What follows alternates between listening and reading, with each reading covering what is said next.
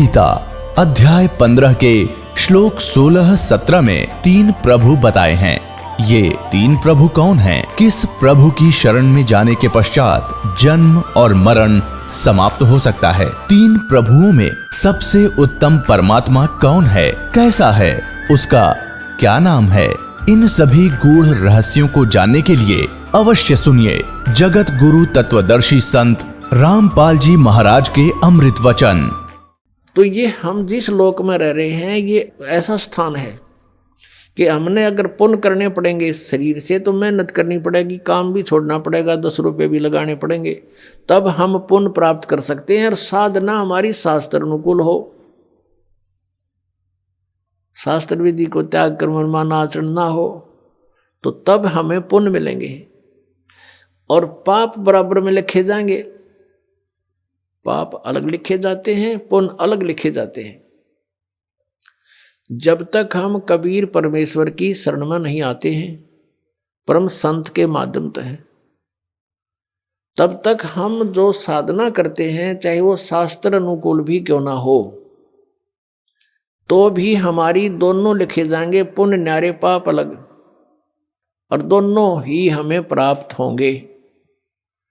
उन भक्ति वाली साधनाओं का तो स्वर्ग महास्वर्ग में जिस झूठे सुख को हम सुख मानते हैं वहां मिलेंगे, और जो पाप अलग लिखे हुए हैं वो मिलेंगे हमने नरक में, या फिर 84 लाख योनियों में, या फिर मनुष्य जीवन प्राप्त होगा, उसमें भी कुछ मिश्रण किया जाता है पाप और पुण्यों का। तो कहने का भाव ये है कि जहां हम रह रहे हैं वो और जिन भगवानों को हम पूज रहे हैं उनकी पूजाओं से हमारे संचित कर्म नहीं कट सकते। प्रारब्ध का जो कर्म, प्रारब्ध का कर्म वो होता है जो हमारे जीवन में लिख दिया जाता है, जिसको हम भाग्य बोलते हैं, किस्मत, वो दोनों भोगने पड़ेंगे। और कबीर परमेश्वर की शरण में आने के बाद ये परमात्मा कहते हैं यजुर्वेद अध्याय नंबर 5 के और मंत्र नंबर 32 में कहा है कि उसी कसी कबीर अंगारी असी बम्भारी असी। अंगारी माने अग माने पाप, अरि माने शत्रु, पापों का नाशक, वो कबीर है, कबीर देव का, हम उसको कबीर साहब बोलते हैं। बम्भारी माने हमारे कर्मों के बंधन को काटने वाला, बम्बर माने बंधन, और अरि माने शत्रु, बम्भारी। तो बम्भारी जो बंधनों का शत्रु है वो कबीर देव है, कबीर साहब है। और वो रित धामा सवर ज्योति रित धामासी, वो स्वयं प्रकाशित है उसका शरीर परमात्मा का। जैसे सूर्य स्वयं प्रकाशित है ऐसे ही परमेश्वर का शरीर स्वयं प्रकाशित है, साकार है, मनुष्य सदृश है, नराकार है, मनुष्य तुल्य है वो। और वो सतलोक में रहता है। अपनात्मा परमात्मा ने 600 वर्ष पहले अपनी अमृत वाणी में बोला था, कबीर वाणी में, सच्चिदानंद घन ब्रह्म की वाणी में 600 वर्ष पहले कहा था कि वेद मेरा भेद है, मैं मिलूं वेदन में नाही, और जौन वेद से मैं मिलूं वो वेद जानते नहीं। वेद मेरा भेद है, मेरी ही जानकारी, मेरी महिमा का गुणगान वेद कर रहे हैं, लेकिन इन वेदों में वर्णित विधि से मेरी प्राप्ति नहीं हो सकती, क्योंकि इन 4 वेदों में ब्रह्म तक की साधना का उल्लेख लिखा है। और 5वां जो वेद था सूक्ष्म वेद, जो सच्चिदानंद घन ब्रह्म की वाणी यानी 5वां वेद था, उसको नाश कर दिया इस काल भगवान ने कि कहीं इन मेरे अंतर्गत जितने प्राणी हैं इनको भगवान का पता ना लग जाए और इस साधना को करके ये मेरे जाल से निकल ना जाए। इस दृष्टिकोण से इस काल भगवान ने वो 5वां वेद नाश कर दिया। उस 5वें वेद के नाश की पूर्ति करने के लिए परमेश्वर स्वयं चल कर आते हैं सतलोक से, और फिर वो जानकारी देते हैं खुद आकर के। वो कहलाती है सच्चिदानंद घन ब्रह्म की वाणी, श्रीमद् भगवत गीता अध्याय नंबर 4 के श्लोक नंबर 32 में कहा है कि अर्जुन, जो 25 से लेकर और 31 तक जिन मंत्रों की श्लोकों में जो व्याख्या है, कोई तो योगासन करता है, कोई देवताओं की पूजा करता है, कोई तीक्ष्ण अहिंसावादी बनकर मुंह पर पट्टी बांध कर नंगे पैरां घूमता है, कोई जीव इंसान हो जावे ये ऐसी साधनाएं करते हैं, कोई स्वाध्याय ही करता है, कोई केवल अपने श्वास उश्वास पर ध्यान देता है कि श्वास बाहर जाता है वो श्वास अंदर आ जाता है, इस पर देखते रहो, बस यही क्रियाएं हैं, यही साधना है। ना देखोगे तो भी श्वास तो आवे जावेगा, ना तुम्हारे देखने तक के कला ड्यूटी है उसमें। तो बिना ज्ञान के ये धक्के दे रखे थे, डरे डुआ रखे थे अपने से, ये साधनाएं ठीक नहीं थी। शास्त्र विधि को त्याग का मनमान्य आचरण था। तो कहता है इन 25 से लेकर 30 तक जो ये श्लोकों में चौथे अध्याय के गीता जी में साधना या साधक अपनी साधना को पापनाशक जानते हैं और इसलिए वो कर रहे हैं। एक दिन उनको ये पता लग जाए गलत है, तुरंत छोड़ देंगे वो। तो फिर कहा गीता जी अध्याय नंबर 4 के श्लोक नंबर 32 में कि वो यथार्थ ज्ञान इन यज्ञों का जो यज्ञ कर रहे हैं ना, परमात्मा पाने के लिए ट्राई कर रहे हैं, यज्ञ माने धार्मिक अनुष्ठान, इन धार्मिक यज्ञों की अनुष्ठानों की जानकारी बहुत विस्तार के साथ लिखी है सच्चिदानंद ब्रह्म की वाणी में। ब्रह्मणे मुखे यानी उस परमात्मा ने अपने मुख से आकर बोली है उस वाणी में, वो यथार्थ ज्ञान लिखा हुआ है। अपनात्मा वो है सच्चिदानंद घन ब्रह्म की वाणी, कबीर वाणी। और परमात्मा कहते हैं ये चारों वेद मेरी ही महिमा का गुणगान कर रहे हैं, लेकिन मैं इन वेदों में वर्णित विधि से प्राप्त नहीं हो सकता। आपको दिखाते हैं यजुर्वेद, यजुर्वेद अध्याय नंबर 5 का मंत्र नंबर 32 में कबीर अंगारी असी बम्भारी असी, ये देखिएगा, ये है यजुर्वेद और महर्षि दानंद द्वारा इसका अनुवाद है। इसके प्रकाशक कौन है? सार्वदेशिक आर्य प्रतिनिधि सभा 2/5 महर्षि दानंद भवन, रामलीला मैदान, नई दिल्ली से। यजुर्वेद आर्य भाषा भाष्य संपूर्ण 40 अध्याय, महर्षि दानंद सरस्वती कृत। इस दानंद जी ने इसका अनुवाद किया है। ये लेखक नहीं है वेदों का, केवल अनुवाद करता है, जैसे गीता जी के गढ़े अनुवाद करता है। और मुद्रक ये हैं Prince offset printers 1510 Pataudi house Daryaganj नई दिल्ली से। अब इसके 5वें अध्याय के 32वें श्लोक में दिखाते हैं आपको। ये 5वां अध्याय और ये है नीचे 32वां मंत्र 32। यहां देखिएगा, उसी गसी, ये देखो, कबीर अंगारी असी, हम इसको कबीर बोल देते हैं, बै अपने लैंग्वेज में हम बै बोलते हैं। कबीर अंगारी असी बम्भारी अविसुर असी। अच्छा, इसका इन्होंने अनुवाद किया है, ये देखेंगे। हे जगदीश्वर, जिस कारण आप, उसी के माने कांतिमान, असी माने हैं, और अंगारी माने खोटे चलन वाले जीवों के शत्रु। ये लिखना था, आप पाप के शत्रु हैं, पाप नाशक हैं। अब ये अनुवाद करता महर्षि दानंद का अपना ज्ञान सिद्धांत था कि भगवान पाप नाश नहीं करता, इसलिए इसने यहाँ बात उलझा दी।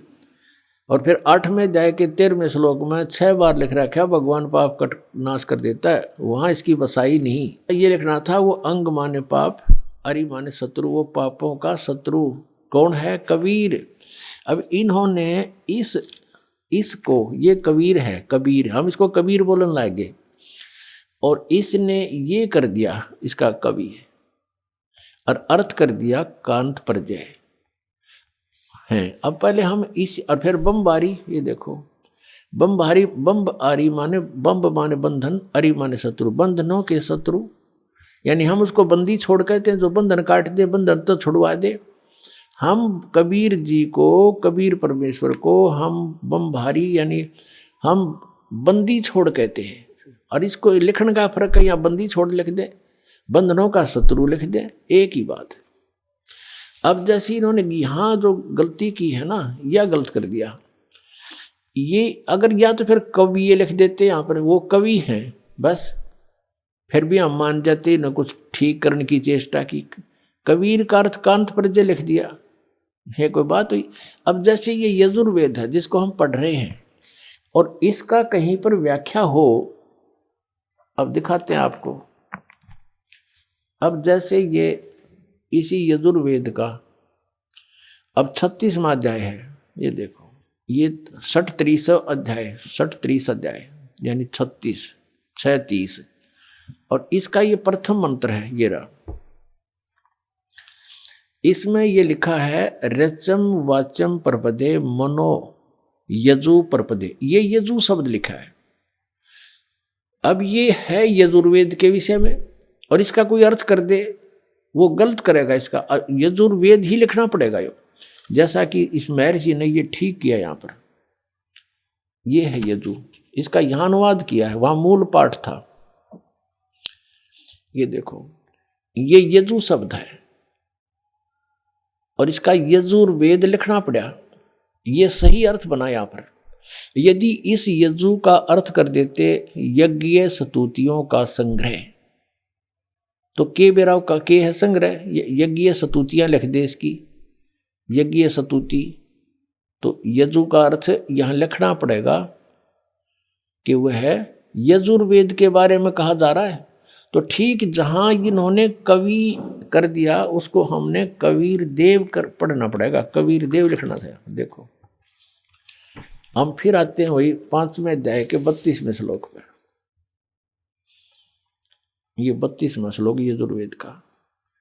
अब यहां इसने जो कवि कर दिया, यहां लिखना था वो कबीर देव है, बस वो कबीर देव लिख देते, हम कबीर देव कहने लगे। देव को परमेश्वर, देव का अर्थ परमेश्वर होता है, तो यहां लिखना था वो कबीर देव हैं। और देखो यहां लिखा है रतधामासी सवर ज्योति, रतधामा इन्होंने खुद लिखा है, रतधामा माने सतधाम युक्त। हम सतधाम कहो, सतलोक कहो इसको, ये सतलोक रतधामा नो कारण ये फलाना, रतधामा माने सतलोक वाला, सतलोक का निवासी, वो कहते हैं ये फलाने गांव का है, हाँ यो फलाना वो गांव का है। तो ये ऐसे है कि वो रतधामा वो सतलोक में रहता है। और सवर ज्योति देखिए अड़ंगा कर रखे अनुवाद का, अंतरिक्ष को प्रकाश करने वाला सवर ज्योति, स्वयं प्रकाशित, वो स्वयं प्रकाशित है, परमात्मा है, वो सतलोक में रहता है। कबीर उसका नाम है और वो ही अंगारी है, पापों का शत्रु है, बंधनों का शत्रु है, यानी बंदी छोड़ है वो कबीर अंगारी असी। ये कबीर, हम इसको कबीर बोलते हैं कबीर। हम लिखण भी कबीर लागे, पड्डी की मात्रा भी लिख दें। अब परमात्मा ने कहा वेद मेरा भेद है, मैं वेदन में नाही, और जौन वेद से मैं मिलूं वो वेद जानते नहीं।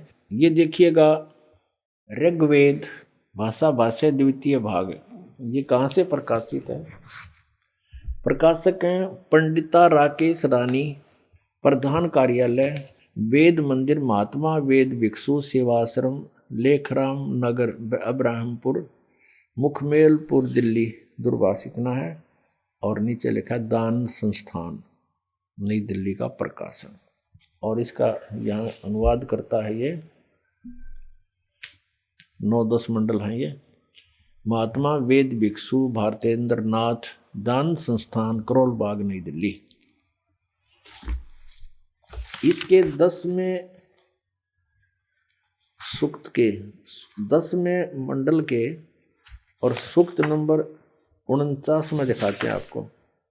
ये देखिएगा ऋग्वेद मंडल नंबर 10 और सूक्त 49 49, इसका ये पहला ही मंत्र है। 49 सूक्त का ये पहला मंत्र है। इसमें लिखा है कि मैं स्तुति करने वाले को, यानी पूर्ण परमात्मा अपनी महिमा वेदों में लिख रहे हैं। और इसका अर्थ है कि अहम दा ग्रहणते पूर्वम स्वहम ब्रह्म करणम। अब पूर्ण परमात्मा कहता है ब्रह्म की उत्पत्ति मैंने ही की। अब यहां देखो इनका अनुवाद देखें, मैं स्तुति करने वाले को सनातन निवास योग्य लोक, सनातन ऐश्वर्य निवास योग्य लोक, मोक्ष तथा ज्ञान प्रदान करता हूँ। मोक्ष भी प्रदान करता हूँ और निवास योग्य सनातन लोक, सनातन ऐश्वर्य जहाँ जाने के बाद फिर कभी आपका सुख नाश नहीं होगा, वो प्रदान करता हूँ। अहम ब्रह्म, ये देखो स्पष्ट, ये भी पढ़ना पड़ेगा, हमने नहीं था, ये गड़बड़ कर रहे हैं। अहम ब्रह्म कर्णवम, मैं वेद को उत्पन्न करता हूँ। ब्रह्म का अर्थ वेद कर दिया इन्होंने, तरह गजब। मैं ब्रह्म को उत्पन्न करता हूँ। पूर्ण परमात्मा कबीर देव जी सतपुरुष ने ब्रह्म की उत्पत्ति की थी। फिर मूल संस्कृत पढ़ो। अहम माने मैं, ब्रह्म माने ब्रह्म को, कर्णव उत्पन्न करता हूँ। मैं ब्रह्म को उत्पन्न करता हूँ। ठीक है, इन्होंने जहाँ थोड़ी बहुत गलती करी है अनुवाद में, उसको हम शुद्ध कर लेंगे अपने ज्ञान से। और यह वेद मेरी ही महिमा की वृद्धि करता है। ये वेद मेरी ही महिमा करता है, चारों वेद मेरी ही महिमा गा रहे हैं। यज्ञ दान सत्संग करने वाले को सन्मार्ग में आदेश करने वाला मैं ही हूँ। करे करावे साईं मन में लहर उठा, और दादू सिरदर जीव के आप बगल हो जा। कहता सब ये दान पुण्य सत्संग पुण्यात्मा जो मेरे से जुड़ गए हैं उनको मैं ही लाता हूँ। यहाँ पर मैं ही सन्मार्ग का आदेश करने वाला मैं ही हूँ। मैं सकल युद्ध में न देने वाले कुसंगी यज्ञशील जनों को ही हराता हूँ। हराता है यानी हराता हूँ, यानी करने का भाव ये है कि ये मैंने तो ब्रह्म की उत्पत्ति की है, और जो मेरी सतभक्ति करते हैं, मेरी सतुति करते हैं, उनको सनातन लोक, सनातन माने शाश्वत स्थान प्राप्त कराता हूँ। और वहाँ से जब हम चले गए तो ऐश्वर्य आप पर रहेगा, वहाँ सारे ठाठ मृत्यु नहीं, कभी कोई बुढ़ापा नहीं, किसी चीज़ का भाव नहीं। निवास योग्य लोक, मोक्ष तथा ज्ञान प्रदान करता हूँ। और मैं अहम ब्रह्म कर्णव, मैं वेद को उत्पन्न करता हूँ। या वेद नहीं, यहाँ ब्रह्म को उत्पन्न करता हूँ। और मह्यम वर्धनम, महिमम, और ये जो वेद है वो मेरी महिमा गा रहे हैं, क्योंकि ब्रह्म ने फिर वेदों का ज्ञान आगे दिया। अब कहने का तात्पर्य यह है कि हम जिन सदग्रंथों को सही मानते थे, सत्य मानते थे और मानते हैं, उनको हम समझ नहीं सके।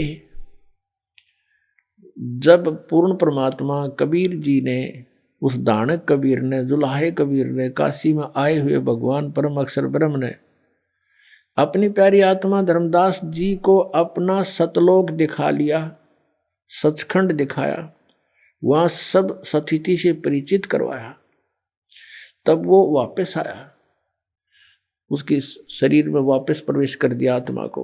तब उसने जागृत होकर के कहा कि हे परमात्मा, हम तो इन श्री राम, श्री कृष्ण, ब्रह्मा विष्णु महेश जी को ही सुप्रीम पावर मानते थे। हे मालिक, फिर ये तो वेद और जितने भी पुराण हैं ये सब झूठी हैं। इनमें इनके बारे में बताया गया जो अमर है, सर्वशक्तिमान है, सर्वेश्वर है। परमेश्वर ने कहा वेद कतेब झूठे नहीं भाई, और झूठे हैं जो समझे ना ही। झूठे तो वो हैं जो इनको समझ नहीं सके। वेद पढ़ने पर भेद न जाने, बाँचे पुराण 18, और फिर भी वेद पढ़े और उसका समझ नहीं सकते। इस करके अज्ञान साधनाएं शुरू करवा रखी हैं। और जड़ को अंधा पत्ते खुआवे, भूल गया सृजनहारा।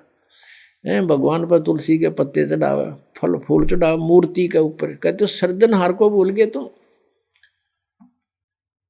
तो इन वेदों में परमेश्वर की महिमा है।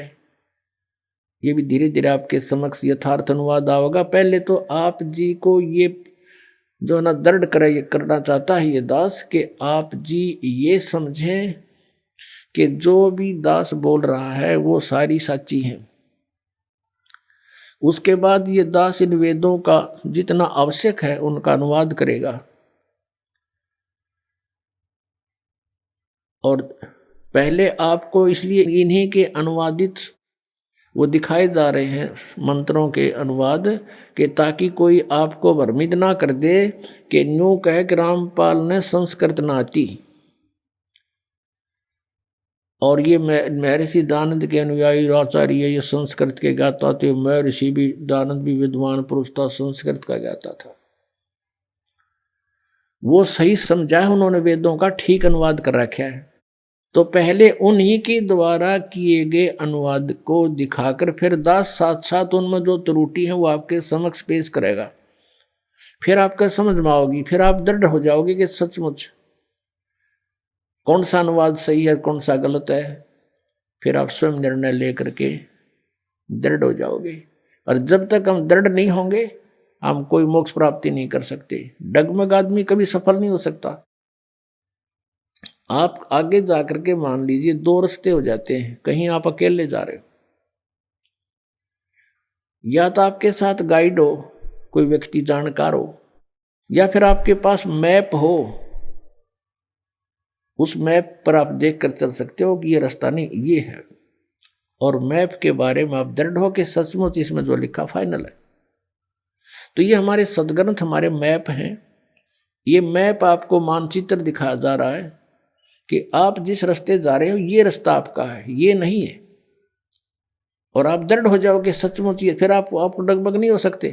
अगर आपके पास मैप नहीं है, आप चल पड़े, आगे दो रास्ते हो जाते हैं, वहीं पर आप असमंजस में पड़ जाओगे, आंख मीच करते चल पड़ो किसी साइड में, वो दूसरी बात है। तो ऐसे इन सदग्रंथों का आपके रूबरू कराना ये दास अनिवार्य समझता है। अब बताया कि वेद मेरा भेद है और मैं ना वेदन के माही, जौन वेद से मैं मिलूं ये वेद जानते नहीं। अब जैसे गीता जी अध्याय नंबर 4 के श्लोक नंबर 32 में कहा कि वो परमात्मा ने अपने मुख कमल ते जो वाणी बोली, सच्चिदानंद घन ब्रह्म ने, यानी उस परम अक्षर ब्रह्म ने जो अपने मुख से वाणी बोली, उसमें बहुत विस्तार के साथ इन धार्मिक अनुष्ठानों की जानकारी दे रखी है। उसको चौथे अध्याय के 34वें श्लोक में श्रीमद् भगवत गीता में कहा कि गीता ज्ञानदाता ये काल श्री कृष्ण जी में बढ़कर बोल रहा है, इसमें प्रवेश करके बोल रहा है कि उस ज्ञान को तू, वो तत्व ज्ञान है, उस ज्ञान को तू तत्वदर्शी संतों के पास जाकर समझ,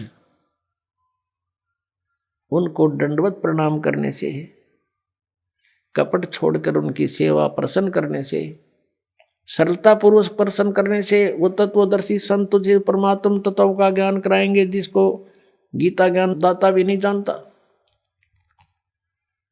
वो तत्व ज्ञान है जो सच्चिदानंद घन ब्रह्म की वाणी में है, सच्चिदानंद घन ब्रह्म के मुख से निकली है।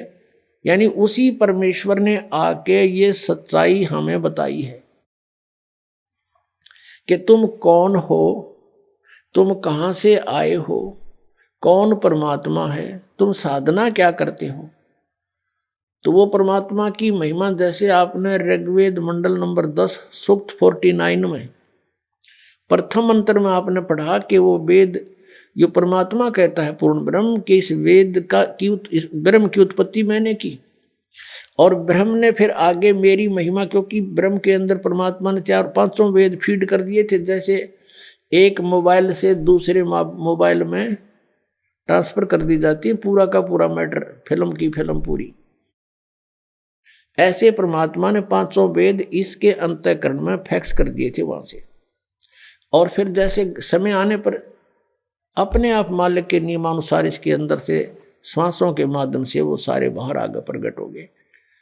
अब अगर आज से 50 वर्ष 20 वर्ष 40 वर्ष पहले ये दास ये बताता कि परमात्मा ने इसके कंप्यूटर में, इसके काल के अंतःकरण में वो 4 वेद भेज दिए, और फिर समय आने पर उसको आदेश अनुसार प्रक्रिया मालिक ने ऐसी की कि उसके श्वासों से आप निकले बाहर, तो ना दच्चा या बात आज सारा यकीन होगा, विश्वास होगा आपको। क्योंकि आजकल आप जो टेक्निक देख रहे हो, कहाँ से कहाँ डाउनलोड कर लेते हैं, और एक छोटी सी चिप होती है इतनी, और उसके अंदर कितना मैटर भरा होता है उसको कहीं भी फिट कर दी जा, जिसमें वह डाल दिए, फिर उसे कितना डाउनलोड कर लो, पूरे पृष्ठ के पृष्ठ इतना बड़ा पुलंदा भर लो। तो ऐसा हुआ था। तो इसने जब देखा कि डाउनलोड इसने किया बाहर अपने कंप्यूटर से, अंतःकरण से, तो पढ़ा के पर जो 5वां वेद था सूक्ष्म वेद, उसमें तो सारी ये जानकारी है। वे ऑफ वर्शिप भी इसने एक नहीं देखा, आप बताओ, उसको नष्ट कर दिया, छुपा दिया। और ये 4 थे जो जिसमें महिमा तो थी भगवान की, इनको खत्म नहीं कर सका ये। इसमें भी महिमा है लेकिन वे ऑफ वर्शिप नहीं है। और इस वेद को समझना यहाँ के प्राणियों के बस की बात नहीं, चाहे ब्रह्मा जी हो, चाहे विष्णु, चाहे शिव जी, ये भी वेदों को नहीं समझ सके। ये तो वो परमात्मा स्वयं आता है, फिर स्वयं ही अपने द्वारा वर लिखी हुई उन ग्रंथों को स्वयं ही ठीक ठीक समझाता है। अब जैसे वेदों का जो निर्णायक ज्ञान परमात्मा ने अपनी सच्चिदानंद घन ब्रह्म की वाणी कबीर वाणी में बोला, अब उस वाणी से परिचित होने के बाद हमने वेदों को खोला और वेद बिल्कुल साफ हो गए, क्योंकि ये आध्यात्मिक ज्ञान है, इसको संस्कृत भाषा के जानने वाले नहीं खोल सकते, इसका अनुवाद नहीं कर सकते। जैसे किसी ने हिंदी सीख ली, फॉरेनर ने, अच्छा हिंदी में चाहे कुछ भी बन गया और शास्त्री बन गया, और उसने रामायण का ज्ञान नहीं, रामायण की स्टोरी का ज्ञान नहीं, और उसको कोई कहे कि ले आप इन तुलसीदास कृत चौपाइयों का अनुवाद कर दो, अड़ंगा करेगा वो, बेसिक विद्वान बना हुआ है। तो ऐसे ही इन विद्वानों ने, संस्कृत भाषा के विद्वानों ने, विद्वान तो होता जो सर्वज्ञ हो, सर्वज्ञ केवल कबीर परमेश्वर है,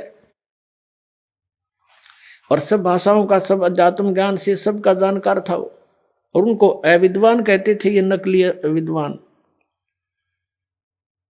अब संस्कृत भाषा के जानने से विद्वान नहीं होता, एक भाषा के जान लेने से विद्वान नहीं होता, उसका ठीक है, उसको वो भाषा आती है, उसका मास्टर है, बस। अब तत्व ज्ञान को नहीं समझ सके, जिस कारण से उन्होंने इनके अर्थों का अनर्थ कर दिया। अब वो परमात्मा स्वयं वहां से चलकर आते हैं, अपने द्वारा रची हुई सृष्टि को वही ठीक ठीक बताते हैं, और यथार्थ ज्ञान वही आकर देते हैं, वो ज्ञान समझाते हैं, मनुष्य की तरह चलकर आते हैं। अपनात्मा इस काल भगवान ने इन अज्ञानी ऋषि महर्षियों, मंडलेश्वरों, गुरुओं, ब्राह्मणों द्वारा, ब्राह्मण कार से या कोई जाति से नहीं है, ये समझना चाहिए, क्योंकि हम वेदिक ज्ञान सुनते नहीं। ब्राह्मण का अर्थ जो गुरु पद पर होता है वो ब्राह्मण है, यानी जो ज्ञान देता है परमात्मा के बारे में, जिसको जानकार मानते हैं। ब्राह्मण सोए जो ब्रह्म पहचाने, ब्राह्मण उसको कहते हैं जिसने भगवान को जान लिया है, लेकिन वो ना जान रहे थे, ब्राह्मण को वहां थे, ऋषि महर्षि थे नहीं, महर्षि को वहां थे। आज उनको महर्षि कहना पड़ता है, लेकिन वो महर्षि के योग नहीं है, उनको ब्राह्मण कहना पड़ता है, लेकिन ब्राह्मण के योग नहीं थे। जैसे मेरे गुरुदेव थे, वो ब्राह्मण थे इस जाति के हिसाब से। हरियाणा में गांव पैंतावास, दादरी के पास बड़ा पैंतावास और जिला भिवानी, उस बड़े पैंतावास के गांव के रहने वाले ब्राह्मण जाति हैं, लेकिन वो अपने आप को ब्राह्मण नहीं कहते थे, वो संत रामदेवानंद कहते थे, वो संत थे। और मेरे जो दादा गुरुजी थे, गुरुजी के गुरुजी, वो छावला गांव है दिल्ली में, नजफगढ़ से आगे गुड़गांव की तरफ जाते हैं, छावला ऑन रोड पड़ता है। वो छावला गांव के जाट थे, किसान, और वो काशी विद्यापीठ से 4 विषय के आचार्य बन गए। वो पंडित चिदानंद कहलाते थे, वो ब्राह्मण कहलाते थे। अब उस हमारे दादा गुरुजी का जो आश्रम बना हुआ है, गोपालपुर गांव है खरखोदा के पास, जिला सोनीपत में, उनके आश्रम के ऊपर लिखा है पंडित चिदानंद जी आश्रम। और हमारे गुरुदेव के जहां आश्रम है संत राम देवानंद जी आश्रम। तो यहां जाति से ब्राह्मण नहीं है, कर्म से ब्राह्मण के लिए कहा गया है। तो ये नकली गुरु ब्राह्मण जो गुरुपद पर थे, इनको कह का पता नहीं था, ये कहलाते थे ऋषि और महर्षि। तो ये समझ नहीं सके उस परमात्मा की अमरवाणी को। इसलिए परमेश्वर ने कहा कि ये वेद कतेब झूठे नहीं भाई, और झूठे हैं जो समझे ना ही। तो वेदों में लिखा है कि वो परमात्मा स्वयं गति करके आता है। अब जैसे यो आर्य समाज का जो ग्रुप है, इसमें शिक्षित वर्ग बहुत है, और लेकिन वो अक्षर ज्ञान है, उनको अध्यात्म ज्ञान नहीं। उधर से महर्षि दानंद को भी कह का पता नहीं था अध्यात्म ज्ञान का, इसलिए उसने कोशिश की वेदों का अनुवाद करने की, और उसका अपना सिद्धांत था कि भगवान निराकार है। वो कहीं एक देश में नहीं रहता, एक देश माने स्थान पर कहीं नहीं रहता, वो केवल सर्वव्यापक है, जैसे वायु है ऐसे भगवान है। भले आदमियों, निराकार परमात्मा इतनी बड़ी बड़ी स्ट्रक्चर कैसे बनाओगा वो? जैसे कोई नौके साकार कैसे बनाओगा, सुन लो साकार कैसे बनाओगा। साकार मनुष्य इंजीनियर है और जहाज बना दिया, हवाई जहाज, वायुयान बना दिया, समुद्री जहाज बना दिया, और उसमें बैठ कर आराम से घूम रहा है और वो यान चल रहा है। निराकार कोई कारीगर बना के दिखा दो, मरे बादशाह के बनाओगा, वो खख बनाओगा। तो ऐसे परमात्मा मनुष्य सदृश है, उनकी वो अमित औजा है, उसकी शक्ति का कोई वार पार नहीं है। उनके वचन से सबको जो हो जाता। जैसे आप हम देखा करते हैं, जादूगर होते हैं, अपने मुख में एक छोटी सी गोली कंचा, इतना वो कंचा होता है, उस गोली को मुख में डालते हैं और थोड़ी देर में ओ करके इतना बड़ा मुस्कुर तो का मुंह में तो पत्थर बना देते हैं, और नो पटक दे, पट्टा उठा के देख लो कति पत्थर है। तो उस जब एक जादूगर इतना कुछ कर सकता है, और वो तो परम जादूगर, वो तो सर्वशक्तिमान, एक वचन में सब कुछ कर दे। तो ऐसे ही उस परमात्मा की महिमा से हमने परिचित होना। उस परमात्मा ने कहते हैं एक शब्द में सब किया, सकल जमी आसमान, एक वचन में सब कुछ बना दिया। तो समर्थ है, उसको वो कुछ भी कर सकता। तो वो जानकारी स्वयं ही आकर दी। और ये निराकार बताओ भगवान को, और वेद के साकार है, निराकार है, मनुष्य सदृश है वो अपना आत्माओं। इसलिए परमात्मा कहा करते, मोती मुक्ता दर्शत नाही, ये जग है सब अंदरे, दिखत के तो नैन चश्म, इनका फिरा मोतिया बिंदरे। ये दिख है विद्वान पुरुष और महर्षि को हमें, इनका मोतिया बिंद है। जिसका मोतिया बिंद हो आंखों में, आंखें तो दिखाई देती हैं जैसे बड़ा स्वस्थ आंखें हैं, सब कुछ दिखता होगा, लेकिन वो नपट अंधा है जिसका मोतिया बिंद हो गया दोनों आंखों में। तो परमात्मा कहते हैं कि तुमने ये महर्षि दिखाई दे हैं, गुरु ब्राह्मण दिखाई देते हैं, ये मंडलेश्वर, इनका मोतिया बिंद हो रहा है, इन्हें अपने सदग्रंथों में लिखी हुई सच्चाई का नहीं पता। और फिर निराकार कहते हैं। अब दिखाते हैं आपको परमात्मा की सारी स्थिति, देखिएगा ऋग्वेद मंडल नंबर 9, ऋग्वेद मंडल नंबर 9 अब दिखाते हैं, और सूक्त नंबर 86। भगवान साकार है या निराकार है, वो कैसी लीला करता है। ये है ऋग्वेद मंडल नंबर 9, 10 इकट्ठा अनुवाद है। ये है सार्वदेशिक आर्य प्रतिनिधि सभा, महर्षि दानंद भवन, रामलीला मैदान, नई दिल्ली से ये प्रकाशित है। और ये मुद्रक है Prince offset printer, 1510 Pataudi house, Daryaganj, नई दिल्ली से ये छपा है, छापा खाना इसका ये। अब देखना, ये है ऋग्वेद मंडल नंबर 9 और सूक्त 86 का मंत्र नंबर 26। इसमें लिखा है कि यज्ञ करने वाले यजमानों के लिए परमात्मा, यज्ञ करने वाले माने धार्मिक अनुष्ठान यानी साधना करने वाले, यजमान माने भक्तों के लिए परमात्मा सब रास्तों को सुगम करता हुआ उनके विघ्नों को मर्दन करता है और उनको पवित्र करता हुआ और अपने रूप को सरल करता हुआ वह कांति में परमात्मा। यह लिखना था कबीर देव, कवि कोई भी सर्वज्ञ नहीं हो सकता जिसको सारा ज्ञान हो।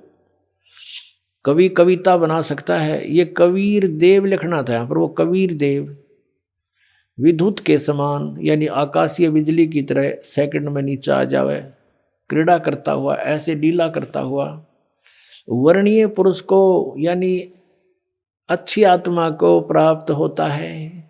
अच्छी आत्मा को आके मिलता है वो, जैसे आदरणीय धर्मदास जी को मिले, आदरणीय नानक साहिब जी को मिले, आदरणीय मुलुकदास साहिब जी को मिले, आदरणीय दादू साहिब जी को मिले, आदरणीय गरीबदास साहिब जी गांव छुरानी जिला दद्दर हरियाणा वाले को मिले, आदरणीय गीसा दास साहिब जी गांव खेखड़ा यूपी मेरठ वाले को मिले। वो अच्छे पुरुष को आकर प्राप्त होता है। वो कहाँ रहता हो भगवान? 27वें श्लोक में, ऋग्वेद मंडल नंबर 9 और सूक्त नंबर 86 का 26 पढ़कर 27 में पागे। इसमें इन्होंने ये जो निराकार मानते थे भगवान को और वेद बता रहे हैं, वह परमात्मा प्रकाश पुंज को, परमात्मा को, जो परमात्मा ध्युलोक के तीसरे पृष्ठ पर विराजमान है वहां रहता है। तीसरे एक स्थान पर रहता है ध्युलोक के यानी उस तेजो में लोक सतलोक के एक स्थान पर, तीसरे स्थान पर विराजमान है, स्थान पर विराजमान है, वहां रहता है। निराकार क्यों करो है भगवान जब वहां बैठा है? आगे दिखाते हैं। यह है ऋग्वेद मंडल नंबर 9 सूक्त 82 का, ऋग्वेद मंडल नंबर 9 और सूक्त 82। और यहां देखें, ये है 82वां, 81वां समाप्त हुआ, ये 82वां शुरू हो जाता है। इसका प्रथम मंत्र है। इसमें लिखा है कि जो सर्वोत्पादक प्रभु, सबकी उत्पत्ति करने वाला परमेश्वर प्रकाश रूप है। इसका अर्थ है वो तेजोमय रूप साकार है, सद्गुणों की वृष्टि करने वाला, पापों का हरण करने वाला, पाप नाश करने वाला, पाप अक्षमा करने वाला है। वह राजेव, राजा के समान, राजेव इसका अर्थ है राजा के समान। आगे लिखा है, ये देखना, ये 269 पृष्ठ पर पढ़ रहे हैं। कोई भ्रमत कर देगा कि दूसरा पृष्ठ दिखा दिया होगा, ये 270 दिखाऊंगा। ये देखो 270 यहाँ लिखा है। 82 का पहला पढ़ रहे हैं, 82 का 9 के 82 का। राजा के समान दर्शनीय है, वो देखने जोगा है, विजिबल है, वो साकार है, राजा की तरह तो मनुष्य जैसा ही हुआ। और वह पृथ्वी आदि लोक लोकांतरों के चारों ओर शब्दमान हो रहा है। वह वर्णीय पुरुष को, वर्णीय माने अच्छी आत्मा को, श्रेष्ठ पुरुष को, जो दृढ़ भक्त है, जो दृढ़ भक्त है उसको पवित्र करता हुआ प्राप्त होता है। जैसे आदरणीय धर्मदास साहिब जी को जो दृढ़ भक्त थे उसके बाद डगमग नहीं हुए, आदरणीय मुलुकदास साहिब जी को, आदरणीय दादू दास साहिब जी को, आदरणीय गरीबदास साहिब जी गांव छुड़ानी जिला दद्दर हरियाणा वाले को, और आदरणीय गीसा दास साहिब जी को गांव खेखड़ा मेरठ यूपी वाले को। ये दृढ़ भक्त आज तक डगमग नहीं हुए, दुनिया को हिला के रख दिया इन्होंने। इनको भगवान में ले आकर के को पवित्र करता हुआ प्राप्त होता है वर्णीय पुरुष अच्छी आत्मा को। जिस प्रकार विद्युत माने आकाशीय बिजली स्नेह वाले स्थानों को आधार बनाकर प्राप्त होता है। देखो कितना स्पष्ट किया इन्होंने।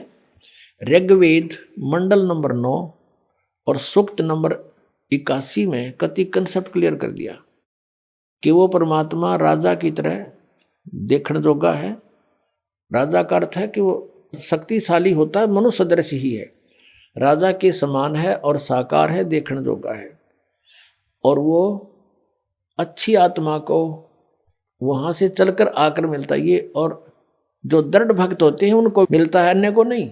जैसे आकाश की बिजली आकाशीय बिजली गिरती है वो किसी वस्तु पर गिरती है जहां उसका विशेष अट्रैक्शन बनता है। पुराने समय में जब कांसी धातु के बेले थाली हुआ करते प्रांत, और उनको अगर वर्षा के दिनों में कहीं बाहर वो पड़े रह जाते तो हमारे बुजुर्ग दादी माता कहा करते थे कि कांसी के बर्तन पर बिजली गिर जाती है, जब उसका संयोग होता है ऊपर से गिरने का तो वहां अवश्य उसी को तुरंत वहीं आकर के अट्रैक्ट होती है, उस कारण खिंची आती है, उसी पर गिरती है। उसको उठवाकर अंदर रखवा दिया करते थे। तो कहने का भाव ये है कि परमात्मा उस बिजली की तरह जैसे वो अपने विशेष जिस पर वो आकर्षण होता वहीं गिरती है, ऐसी स्थिति से परमात्मा उन दृढ़ भक्तों को आकर मिलता है जो मिलन योग्य हों, जिनको वो उनसे आकर्षित होता है, ताकि ये मेरी आगे बढ़ा सके, इस ज्ञान को, काल के जाल को हटा सके, मेरे प्यारी आत्माओं तक ये संदेश पहुंचा सके। और उनका क्या कर ले, आंखें देखें जब भी ना मानो न भगवान मिल लेगा, उन तो काला मिल लेगा जहां ये रह रहे हैं। अब 9वें मंडल सूक्त 82 का मंत्र 1 पढ़ लिया, अब 2 दिखाते हैं, देखिएगा। ऋग्वेद मंडल नंबर 9 सूक्त 82 का हमने ये पढ़ लिया, अब 2 पढ़ते हैं। वो परमात्मा किस उद्देश्य से आता है? हे परमात्मन, उपदेश करने की इच्छा से आप महापुरुषों को प्राप्त होते हो, अच्छी आत्माओं को, महान आत्माओं को प्राप्त होते हो, और आप अत्यंत गतिशील पदार्थ के समान हमारे आध्यात्मिक यज्ञों को प्राप्त होते हो। यानी अत्यंत गतिशील पदार्थ के समान, यानी जैसे बिजली चलती है, बिजली जैसी गति से आप, और उपदेश करने के लिए आते हो यहाँ पर, सच्चा ज्ञान देने के लिए। आप कबीर देव हैं, आप कबीर देव, यह लिखना था, सर्वज्ञ लिख दिया, आप यहाँ लिखना था आप कबीर देव हैं। हम उसको कबीर साहब कहते हैं, आप कबीर साहब हैं, शुद्ध स्वरूप है। अब जैसे ये अभी आपको दिखा था, जहाँ यजु लिखा हो तो यजुर्वेद लिखना पड़ेगा वहां पर, वो इन्होंने किया भी है। महर्षि दानंद ने यजुर्वेद के 36वें अध्याय के प्रथम मंत्र में यजु का अर्थ यजुर्वेद किया है, तो यहाँ लिखना था वो कबीर देव है, वो शुद्ध स्वरूप है। हमारे पापों को हे दूर करके, हे सोम, हे अमर परमात्मा, हमको सुख दे। पुण्यात्मा, वेद पढ़े पर भेद न जाने, ये बात से पुराण 18। वेद पढ़े पर भेद न जाने, गुरु बिन काहू न पाया ज्ञाना, जो थो था बूछड़े मूड किसाना। गुरु बिन वेद पढ़े जो प्राणी, समझे न सार रहे अज्ञानी। ये अज्ञानी रहे इन वेदों को पढ़ा करते, और मैं ऋषि को आगे इन कक्का भी नहीं पता था। अब जैसे परमात्मा मनुष्य दृश्य ये सिद्ध होगा, राजा के समान देखने जोगा है, और वहां से गति करके आता है, जिन महापुरुषों को मिलता है, जिन महापुरुषों ने मिला उन बताया कबीर इज गॉड। वो कबीर देव काशी में हम सुल्तानी नानक तारे दादू को उपदेश दिया, जात जुलाहा भेद न पाया, वो काशी माए कबीर होया। आदरणीय गरीबदास साहिब जी गांव छोड़ानी जिला जद्दर वाले, जिनको भगवान आकर मिले थे, क्या कहते हैं गरीबदास साहिब ने फिर बताया है कि सर्व कला सतगुरु साहिब की, या दुनिया दा जीवन झूठा भूल गए मर जाने नू, और सर्व कला सतगुरु साहिब की हरियाए हरियाणे नू। वो परमात्मा हरियाणा में आए गरीबदास जी 280 वर्ष पहले, लगभग सन 1727 में, लगभग 300 वर्ष हो गए, 300 वर्ष से भी ऊपर हो गए। सन 1727 में परमात्मा आए थे, और सन 1866 में, न सन 1966 में हरियाणा और पंजाब अलग हुए। जब हरियाणा क्षेत्र का नाम पड़ा था, यो हरियाणा प्रांत बना था, उससे भी कितने वर्ष पहले, 200-250 वर्ष पहले परमात्मा ने लिख दिया, बोल दिया था। गरीबदास साहिब जी ने कहा था कि हरि आए हरियाणे नू। उनके वचन से फिर यो हरियाणा क्षेत्र आज बनकर रहा, ताकि हम इस परमात्मा की वाणी को समझा सकें। अगर ये वाणी 200 वर्ष पहले बोलते, 100 वर्ष 50 वर्ष पहले से बोलते, तो कौन से कहाँ थे? हरियाणा था ही नहीं, जब नाम निशान नहीं था। तो ये हरियाणा बनवा दिया। ये भी वाणी हमारे को याद दिला दी कि हरि आए हरियाणे नु। इनको पता था मालिक का कि इस वाणी का कहाँ आवश्यकता पड़ेगी, किस समय में। तो वो गरीबदास साहिब जी को परमात्मा मिले और वो कहते हैं भगवान हरियाणा में आए भाई, हमें मिले। और वेद कहते हैं वो अच्छी आत्माओं को आकर मिलते हैं। तो मनुष्य सदृश है परमात्मा। गरीबदास साहिब ने कहा है कि हमरे ही हुनियार है, हमारा सृजनहार, हमारे हुनियार का, हमारे जैसा हमारा स्वरूप, हमारे जैसा स्वरूप है, मनुष्य सदृश है। और वेद बताते हैं कि वो नर आकार है, वो परमात्मा मनुष्य सदृश है। आपको दिखाते हैं कौन कौन से वेदों में, और आपको अभी दिखाएंगे। ऋग्वेद मंडल नंबर 7 और सूक्त नंबर 11 के मंत्र नंबर 3 में लिखा है मनुष्यवत अग्नि। अग्नि माने परमेश्वर। हे मनुष्य के समान परमात्मा। ऋग्वेद मंडल नंबर 7 सूक्त 2 के मंत्र 3 में फिर लिखा कि मनुष्यवत अग्नि मनुना। हे मनुष्य के समान भगवान, मनुष्य तुल्य, मनुष्यवत, हे मनुष्य जैसे भगवान। मनुना, मनुना माने एक जैसे एक विद्वान पुरुष की तरह आप आते हो और ज्ञान का भंडारा खोल देते हो।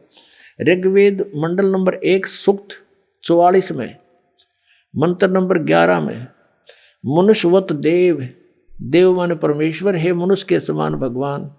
ऋग्वेद मंडल नंबर 1 सूक्त 31 के मंत्र 17 में मनुष्यवत अग्नि, हे मनुष्य जैसे भगवान। ऋग्वेद मंडल नंबर 1 सूक्त 46 का मंत्र 13 में लिखा कि मनुष्यवत शंभु, मनुष्य के समान है कल्याणकारक परमात्मा। शंभु माने भगवान। ऋग्वेद मंडल नंबर 8 सूक्त 18 के मंत्र 21 में नरवत वरुण, नरवत, हे मनुष्य कैसे भगवान। ऋग्वेद मंडल नंबर 8 सूक्त 43 के मंत्र 13 में मनुष्यवत अग्नि। ऋग्वेद मंडल नंबर 8 सूक्त 43 के मंत्र 27 में मनुष्यवत अंगीरह है। अंगीरह माने परमात्मा, तेजो में शरीर युक्त। इनमें सब में लिखा कि परमात्मा मनुष्य सदृश है। आपको दिखाते हैं। ऋग्वेद मंडल नंबर 1 का अनुवाद महर्षि दानंद ने कर रखा है और इसने कोशिश की है कि मैं अड़ंगा अड़ाऊं और इसको खत्म कर दूं कि कोई पढ़ ना ले कि तय मनुष्य के तुल परमात्मा लिखा है। पहले इसी का दिखाते हैं। ऋग्वेद मंडल नंबर 1 सूक्त नंबर 31 के मंत्र 17 में ये देखिएगा। ये प्रथम मंडल है, महर्षि दानंद जी का अनुवाद है। इसमें प्रकाशक है सार्वदेशिक आर्य प्रतिनिधि सभा 3/5 महर्षि दानंद भवन, रामना मैदान, नई दिल्ली से। और ये है मुद्रक है सम्राट printers and binders 1606 Pataudi house Daryaganj, नई दिल्ली से। ये इसका मुद्रक बदल गया है पहले वाले से। ये देखिएगा। ये है ऋग्वेद मंडल नंबर 1 और सूक्त 31, इसका मंत्र नंबर 17 है। ये 17। इसमें क्या लिखा है कि मनुष्यवत अग्नि। इसका अनुवाद इसका कहाँ लिखा है इसने, ये देखो, मनुष्यवत। इसका अनुवाद क्या महर्षि दानंद, इसको क्या मनुष्यवत, और अग्नि को इसने अलग जगह लिख दिया। अग्नि, अग्नि यहाँ कर दिया और मनुष्यवत को इसने यहाँ ले लिया। अग्नि पहले लगा दिया तो इसने लिखा कि हे पवित्र अंगीरह माने प्राण के समान धारण करने वाले। अंगीरह माने भी परमेश्वर होता है। यहाँ लिखना था मनुष्यवत अग्नि, अंगीरह है अंगीरस, अंगीरसवत अंगीरह है। यातिवत सदने पूर्वम सूचे। अब इसका अर्थ देखते हैं इनके द्वारा। हे पवित्र प्राण के समान धारण करने वाले, यानी वे प्राणी की तरह आप आते हो परमेश्वर। ये क्या सब विद्याओं से सर्वतक व्यापक सभाध्यक्ष। यहाँ भगवान का नामों निशान मिटा दिया, सभाध्यक्ष लिख दिया अग्नि को। आगे देखो, आप मनुष्यों के, मनुष्यवत, मनुष्यों के आने जाने के समान। ये लिखना था मनुष्य के समान, मनुष्यवत, मनुष्य के समान। आम आदमी पढ़ सके इसने। मनुष्य के समान और वाह शरीर, वाह का क्या अर्थ होता है अनुवाद करते समय? या, वाह का अर्थ होता है या के अर्थ कंटिन्यू होना चाहिए इसका अर्थ। शरीर व्यापक प्राण वायु के सदृश राज्य क्रम व्यापक पुरुष के तुल अंगिर से माने आप एक साधारण मनुष्य की तरह या ययातिवत जैसे पुरुष यज्ञ के साथ कर्मों को सिद्ध करते कराते हैं उस उत्तम प्रतिष्ठा वाले विद्वान विद्या देने वाले हैं। इसका कोई सिर पैर नहीं, कहीं पर भी देख लो अनुवाद का। इसका अर्थ है आप एक साधारण मनुष्य की तरह आते हो और जैसे एक जन साधारण अपने हाथों से कार्यक्रम करके अपने कर्म काम करके उस तरह आप आते हो और पूर्ववत है परमात्मा पहले की तरह फिर से आइए। आप ज्ञान देते हो हमें, आप फिर से यहाँ आइए अपने आत्माओं। अब ये सच्चाई आपके सामने आएगी तो फिर आपको हैरान रह जाओगे कि भगवान बता, इसे भी मैं ऋषि व्याघ्रजन ज्ञान को समझाने उसका अडंगा कर दिया। ये देखो इसकी और कलाबाजी दिखाऊं मैं ऋषि दयानंद की, कैसे भट्ठा बैठा रखा अनुवादों का। ये देखो ऋग्वेद मंडल नंबर 1 सूक्त 44 का ये महर्षि दयानंद का अनुवाद है और मंत्र नंबर 11।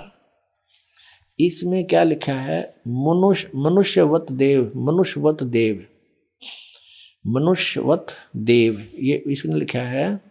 अब देव, इस देखो ये एक सेंटेंस है, पूरा एक मंत्र है। अब इस मनुष्यवत देव को साथ साथ अनुवाद में लेना चाहिए। इसने क्या लिया? सबसे पहले यहाँ लिया देव और मनुष्यवत लिया लास्ट में। देख डंगा करण का किसा बढ़िया तरीका इसका। हे देव, दिव, हे दिव्य विद्या संपन्न अग्नि माने भौतिक अग्नि के सदृश उत्तम पदार्थों को संपादन करने वाले मेधावी विद्वान हम लोग। ये अर्थ है। अग्नि माने सीधा लिख देता है परमात्मा, इन्हें 20 जगह लिख रहा है। इसी ऋग्वेद मंडल नंबर 9 के और सूक्त नंबर 96 में दिखाऊं इसने कितनी बार लिख रखा है अग्नि माने परमेश्वर, अग्नि माने परमेश्वर। ये देखो, क्योंकि वहाँ भगवान के साकार का जिक्र ना था, मनुष्यवत नहीं था इनमें। ऋग्वेद मंडल नंबर 1 सूक्त 96 का मंत्र 1 से इन 9 मंत्र हैं इसमें, और 9 में तो 8 में अग्नि है। अग्नि माने तो इन सब में परमेश्वर लिखा। अग्नि माने परमेश्वर व भौतिक अग्नि, परमेश्वर लिखा प्रथम मंत्र में। ऋग्वेद मंडल नंबर 1 सूक्त 96 का दयानंद का अनुवाद है। मंत्र नंबर 1 में अग्नि शब्द था, वहाँ पर अग्नि माने परमेश्वर, और दूसरे में ये देखो, दूसरे में अग्नि शब्द है परमेश्वर को। अब तीसरे में 1 के 96 का ये तीसरा मंत्र, इसमें अग्नि माने जगदीश्वर लिख दिया। अब चौथे का अग्नि माने जगदीश्वर, और 5वें में ये वही चल रहा है ऋग्वेद मंडल नंबर 1 सूक्त 96 का, और ये 5 में अग्नि, अग्नि माने परमेश्वर को। अब 6 में ये 6 है, इसका आगे देखो ये 6 है, ये अग्नि माने परमेश्वर को। यहाँ 7 में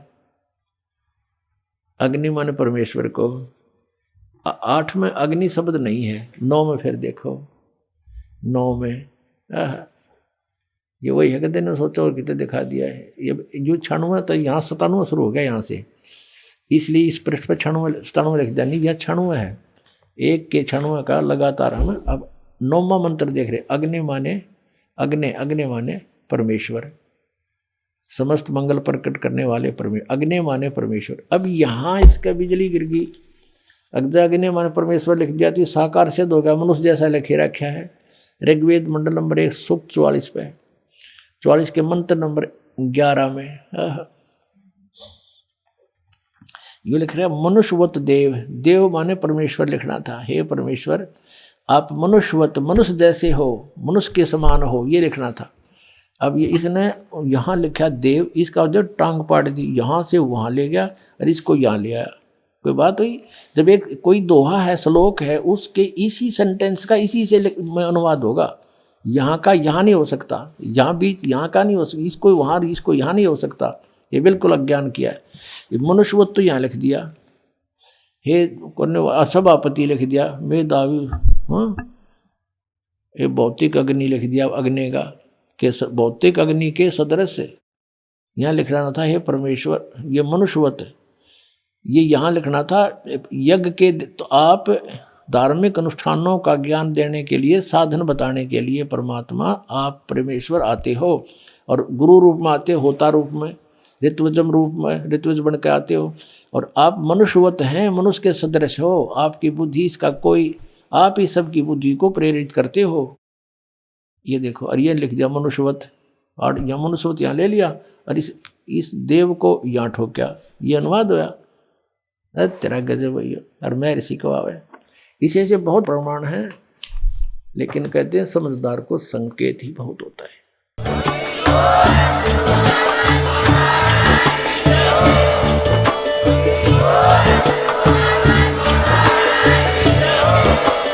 आप सुन रहे थे जगत गुरु तत्वदर्शी संत रामपाल जी महाराज जी के मंगल प्रवचन। अधिक जानकारी के लिए विजिट कीजिए हमारी वेबसाइट www.jagatgururampalji.org। संत रामपाल जी महाराज जी के शुभ आशीर्वाद से पूरे विश्व भर में 500 से भी ज्यादा नाम दीक्षा केंद्र हैं, जिन पर संत रामपाल जी महाराज जी द्वारा ऑनलाइन निशुल्क नाम दीक्षा दी जा रही है। अपने नजदीकी नाम दीक्षा केंद्र का पता करने के लिए संपर्क करें 8222880541।